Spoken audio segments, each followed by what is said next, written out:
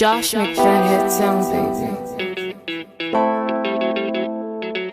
Called Organic Dorothy. We advocate for food grown organically in Nigeria and also raise awareness about nutrition. The value we have for our natural resources is declining. I know because we have a population explosion, we want to run after the third world and run after advancement, which is quite clear.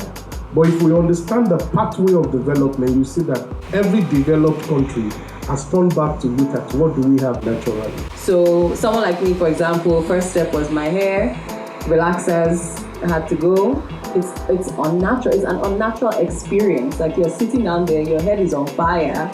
It's like, this is not normal, you know. This time we're going to shift gears a little bit and discuss product design and packaging. I would rather buy food from an Instagram vendor who I believe has presented it well. I see 1, 2, 3 of my friends following the page. I see sort of the behind the scenes of how the meals are prepared. The comments are nice, they have a lot of likes. The packaging of the food looks decent.